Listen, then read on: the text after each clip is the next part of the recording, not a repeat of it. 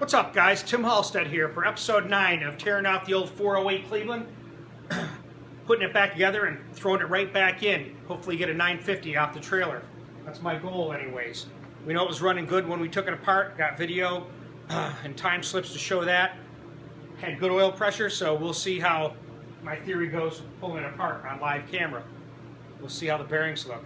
I forget how many passes. I could add it up. I probably got about 25 passes on this motor.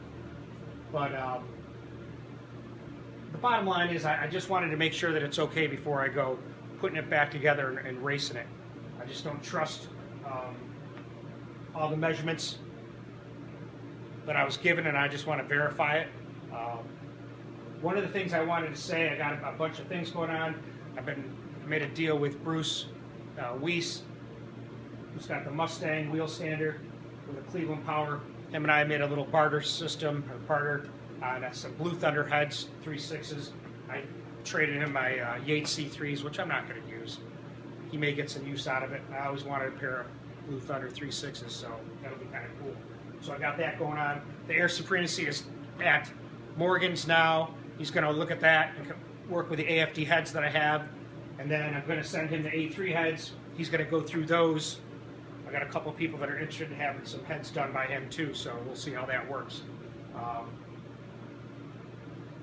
But I wanted to make a response. I guess Scott Cook called me out on when I said my oil pan has a trap door in it, and he was mentioning it was a baffle, and he's right. It is not a trap door. I'd like to have something like that on my oil pan. Here's what I'm running now. Here's an oil pan that I did a wheel stand on. You can see the damage you get out of the oil pan. I mean, that thing's wasted. You know, what goes up comes down hard, let me tell you. So that's how I think I fractured the oil pump that died on the dyno when I originally dynoed this thing at 752. So here's what I have. I have some baffles in here. Pretty poor windage, I would say. Not too impressed with it. But I've been running the same oil pan for 20-something years, and it works, so I guess it's good enough. But I can always make it a little bit better. I know I'm leaving some horsepower on the table. Let me set this down. Just with a windage, probably easy 10 horsepower. Here's another pan, whaled on. You know, wheel stands are fun, but man, they're dangerous and they break parts. But you got to get a few good pictures of it, and then you're good to go. That's how I looked at it. So I don't know. I saw somebody on the internet on the Cleveland site that was building oil pans. You know, I thought about having to modify those, or even doing it myself. You know, I got a MIG welder and I got a TIG welder. I'm trying to teach myself how to TIG, but damn thing keeps getting stuck, and then I get frustrated and I just put it to the side, don't touch it for a year or so. But I would like to learn to TIG. But Scott, you're right. I just have some baffles, so I've been thinking about getting a better oil pan for this 408 if I can find something that's easy to pick up. A nice Steph's pan would be nice, but getting one of those, I already tried that deal, and that was like 3 months waiting, and I never got nothing, and I just kind of gave up and stuck with what works. If it works for you, do it. So one of the things that I had done previously was tear the oil filter out, or cut it in half, excuse me. So I'd cut the filter out, but I had the ends that were epoxied on here, however they're fixed. So I took it to the bandsaw again and cut it. And I haven't had this apart at all since I had cut the filter apart a couple weeks ago when I made my last video. But here it is. I mean, that thing looks crystal clear. I don't know what you can see on that, but there ain't no metal. I see something like that, that makes me feel good. I think, you know what, I got a chance here. So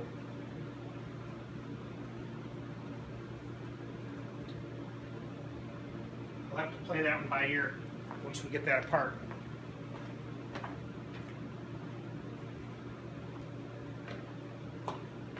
So like I said, those heads are going to Morgan's. Hopefully they just need to be spit polished and shine. If he can get some more out of them, I think he can. He said he might be able to work his magic on them, so I'd like to see what I can do with them. I got this motor here that I kind of mocked up. It's pretty bad looking if you're into Cleveland's. And these sheet metal tunnel ram that fits A3 heads. And the unique thing about this is the best thing for a tunnel ram is to have the front rams straight, perpendicular to those cylinders. And a lot of times they can't because the distributor's in the way. So they either cut the intake like the YN tunnel rams have done those. I've seen those cut. But here I ended up getting this unique piece. It's a Schwartz offset distributor. So it's a trigger, crank trigger. So I'm going to set up a crank trigger on the DragBoss 427. That's one of my goals. And if it's something I can put on here, I may do that. I got a picture of a system for a Cleveland utilizing the timing bracket, so I might work on something like that. Another project altogether. It's finding the time to get everything done. I'm kind of on a deadline now. I think I wanted to have my goal by April 31st, and I can do that as long as this block's good without no problems with the bore. I'm hoping we'll find out. But a couple things I'll point out, that I find that I like with my blocks that make them, I think, integral, is the fact that you stud them. Head studs and main studs. I mean, they tie it together. I think that's important. Whether you buy ARP, I don't even know what other types are. I've always used ARP, American made, so I stick with it. The other thing I think is important is to fill the block. We already talked about that 100 times. Everyone knows about filling the blocks and the importance of it. I think if you're going to race something, fill it. Even on the street, fill it. Just keeps those cylinders from wiggling around. I mean, you start getting pressures in there, those blocks just can't handle it. We all know that. It's not rocket science. So I think that's important, fill the block. I've never had one full. I like to the bottom of the water pump holes, it works for me. I think a thing that is important and integral for the structure of the block, screw-in core plugs. The Boss 302s and Boss 351 blocks, I think, had them. 427s had them. To me, and the old guy that used to build my motors that was buddies with Glidden, he told me they help with integrity of the block. You got your studs, fill in the block, core plugs that are screw-in. Not a lot of people like it, but I do. The girdle. Those four things help keep the bottom end together, keep it together structurally. The rigidity of the cylinder helps prevent losing ring seal, man. These things start wiggling around, you lose 20 horsepower in ring seal without even thinking about it. So that's an important factor. Now, I did get a gift from a buddy, Blake. I appreciate it. He sent me this Windage tray. Now, when I had got this main girdle back in, I've had it since at least '98 when I built my first stroker. Ford Performance Solutions, who I bought my short block off back then, I got the main girdle, but they did not have these. They were just coming out with these back then because they screw onto the main girdle. And you can see how it slides on. We'll fit it a little bit better. But you can see it slides here after you take the oil pump off, and then you got to drill and tap the girdle to adhere it. So I think that's cool. I mean, I bet you that's 10 horsepower right there. Thanks, Blake, for helping me out. Him and I have been chatting on the internet, emails back and forth about Cleveland's. He's a big Cleveland guy, and he's into A3 heads. I don't know, it's like a following. It's kind of crazy. I got a bunch of people on the internet talking to me, messages on Facebook about cylinder heads and A3s. So I like to keep that stuff alive. Once we get the pump off, we'll kind of mock this up a little bit better, but I think I'm going to have to cut the studs on that. But let's tear into it. I'll tell you, these oil pump bolts ain't no joke. They're tight. They're grade 8 bolts for a reason. Make sure they're grade 8. Make sure you use a lock washer. And I Loctite them.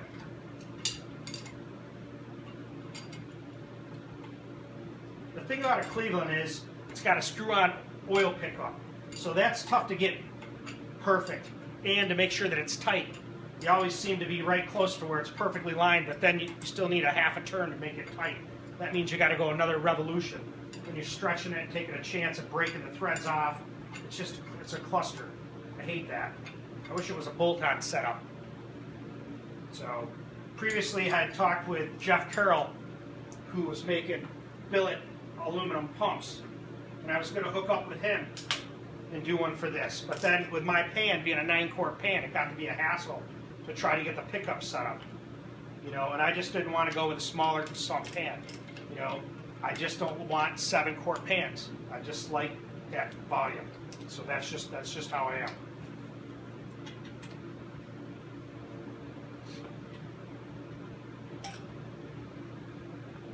So you know when you pull this oil pump off, it's going to puke oil all over the place. And then don't forget about the oil pump drive shaft. I shouldn't really have my back to you, but it's kind of awkward.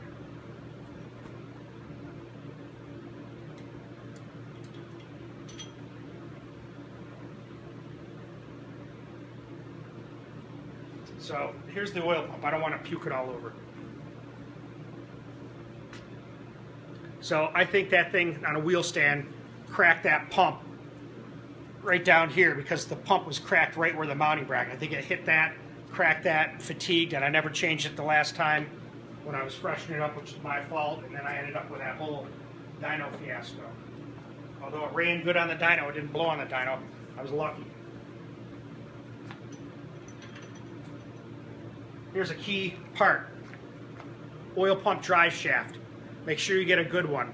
It's good chrome moly, strong, super strong, whatever other tool steel there are. Don't use no cheap stuff, you know. I think I got this from, well, this is ARP. I don't have to think.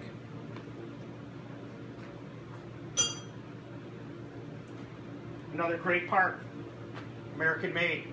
Now the other thing with these Clevelands are, like I was telling you, I use Loctite on them, so make sure you get the pieces and the remnants out. It's not falling in your motor when you're taking it apart. The other thing I think is kind of deficient, I guess, on a Cleveland is the oil pump gasket. It's like a thin cork gasket. It's paper thick. I always wondered why it was so thick, but whatever. It works, you know, and I don't bother reusing them. I just go ahead and put new ones in.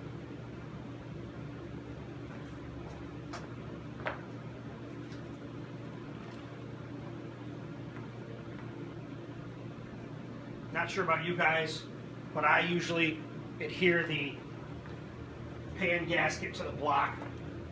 I like it, just the yellow 3M weather strip adhesive works great for stuff like that. So I definitely do that. Let's look at this Windage tray setup.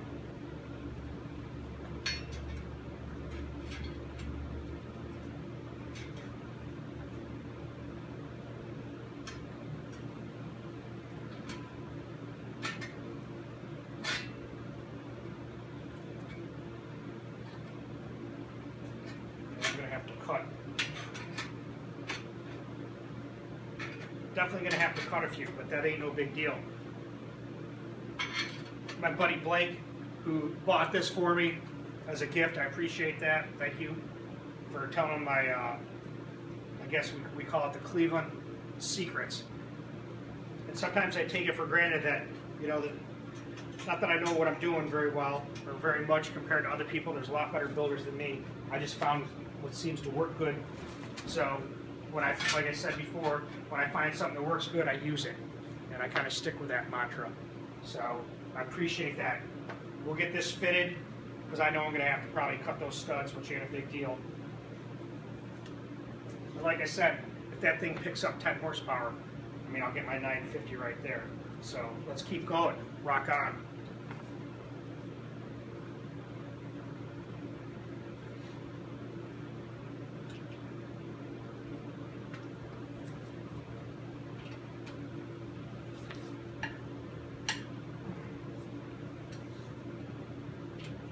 So I think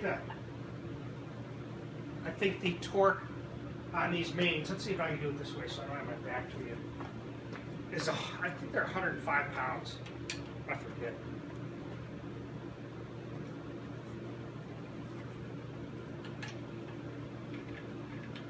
You know, like I was saying about girdles, a lot of people aren't into them. You know, I hear all the complaint, oh, they just keep the motor together and keep the parts from falling out. I don't know. Like I said, you make your own decision and do what you want to do. DragBoss, will I need one? I hopefully not. You know, Bruce Weiss has one. He makes, I think it's out of aluminum, but he has one. He runs them, and he made his own, so that's cool.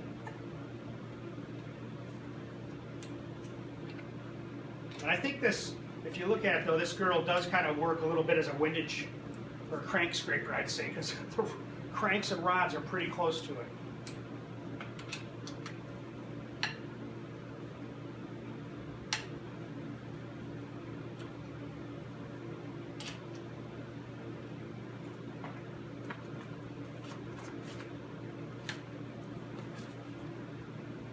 This thing flying all over the place.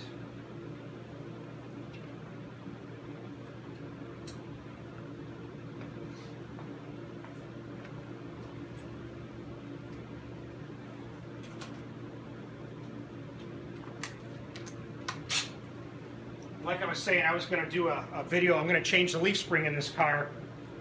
Probably order it within the next couple weeks. Because like I said, it's old. It's been in there since Calvert and I put that thing together. And that was in the 98 range. So I think it's gotten beat hard enough for the past 20 years. I think it's going to make a difference. Help me put that power to the ground. But yeah, so the main girdle, like I said, a lot of people aren't into them. One of the key things is you got to make sure that they fit well. You know, there's no doubt about that. You just don't slap them on there. They got to be fit well with the caps. The caps have to be machined for this thing to fit properly. So you're not stressing the caps, you're not stressing the block. It just is a support. I think sometimes people get overzealous with it and are cranking the thing down. I don't know. You got to measure it with a feeler gauge and find out what you got. If you're going to use it to verify it. But one thing I noticed, like before when I was taking the heads off, you know a motor's doing good when you take it apart and the heads slide off without any problems. You know, the block isn't warped, you know, or been twisted. The same with the mains. If you can pull them apart, other than the caps not being locked on, that's an important piece right there.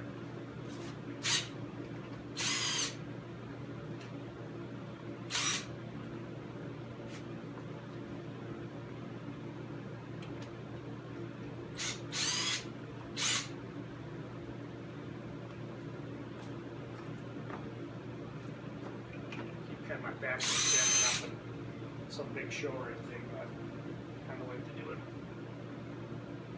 Hope people can see.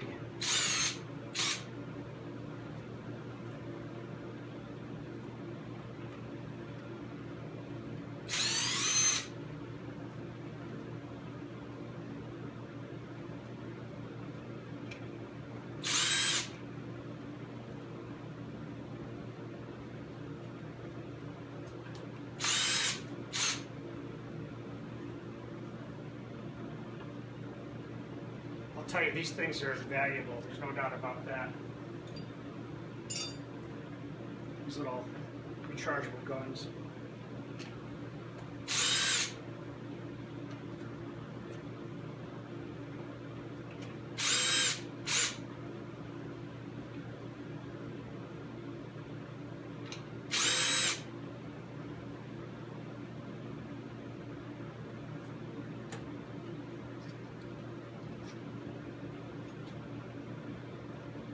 You know, like I said before, I'm all about organizing everything.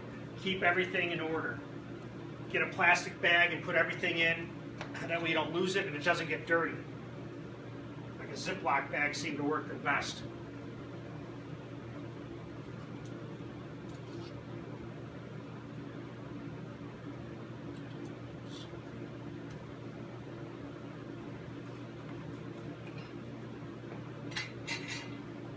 You know? That's what I'm talking about.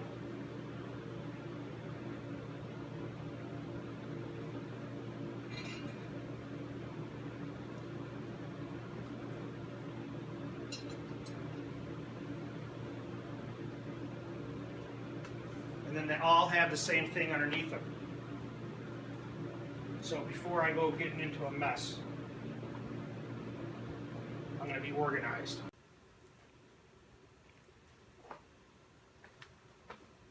like I said, guys, we'll pull the caps off. We'll see what it looks like. The I'd already loosened up the caps before, so they should come up pretty easy. Here's number 2. Doesn't look bad. Doesn't look bad. It's a little worn than I would like to see it, but I can deal with that. That's why I want to get stuff measured and see if we got an issue with anything.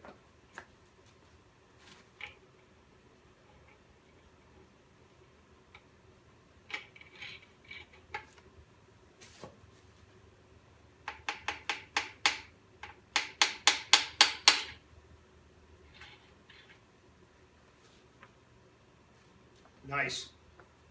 Number 1 looks pretty good too. There's a little wear on the bearing. Again, I wouldn't put these bearings back in. I want to have stuff checked out because I don't like the way they look. They're not perfect to me, and I think they should look better than that. But it ain't a big whoop. That's why we took it apart, to see what we would find out.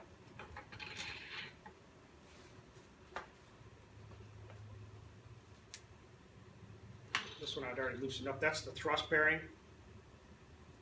And it looks pretty good. The bearing, however, some wear in it, shiny a little bit. I don't like it. Time to better evaluate it.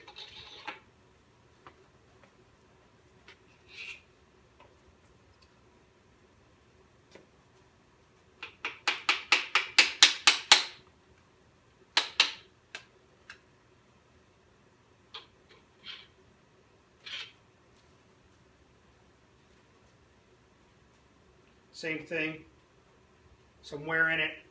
Well, it looks like there might have been some dirt there. But either way, it's not worth it. It's a part. I'm putting bearings in it. We'll verify what we have for clearances. It looks pretty good though. I can't complain too much for what it was doing.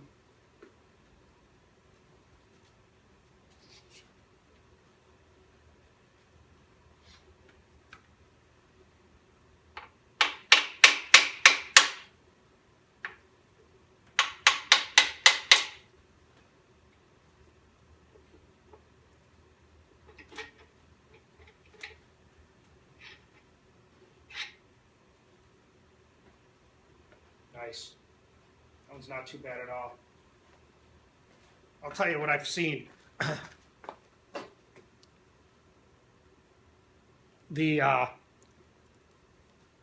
That rear main seal.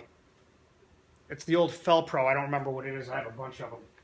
But I'll tell you, with an aftermarket crankshaft out of Cleveland, they always leak oil a couple drips until you get those seals. I don't know what it is about them, but they work pretty damn well.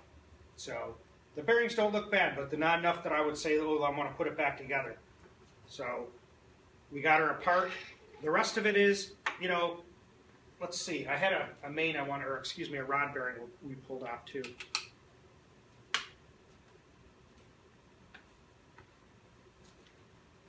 And they look pretty good. I don't know if you can see. I can't tell what you guys can see, so could I reuse them? Yeah, I probably could. Am I gonna? Probably not. You know, I'm gonna verify and see what we have as far as clearances go before I go reusing stuff.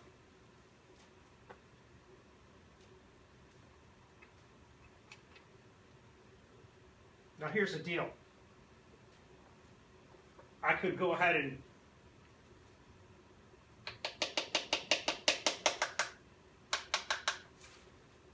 go through this and pull out all the rods and pistons and all that, but I'm not gonna. It's not beneficial for camera time or video time. We're not gonna get anything out of it. It's not gonna change anything. I'd rather get it to the machinist that's gonna do the work. I got a guy that I met through the hospital. His name is Don Rohde, great guy. He's buddies with Kasi.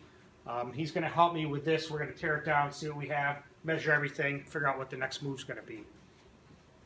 He also said he would help me with the DragBoss, so that's nice to have someone that I can work with. You know, I can go there and help him do stuff. He said that would be great. That way I can learn to measure it and put things together myself. And you learn from people like that. There's a wealth of knowledge in people out there. You just have to obtain it, you know, talk to them. Excuse me.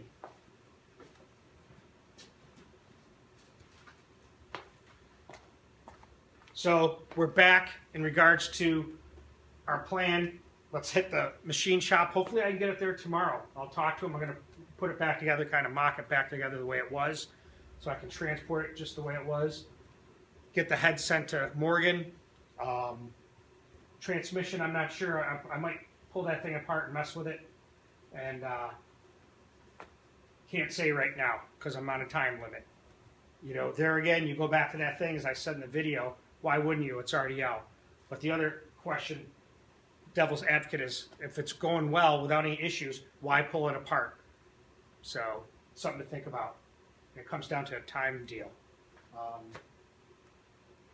But yeah, this will be interesting to see how this goes on. I like this little windage tray. It's a cool little setup. So I appreciate Blake for sending this to me, and we'll get it fit just right. I think it's going to be a nice addition. Pick up some horsepower, get me to that 950. And that's it, guys. Thanks for checking out the video. Appreciate you subscribing and sharing, and hopefully you're learning something from it. And I enjoy doing the videos to let people kind of see what's going on.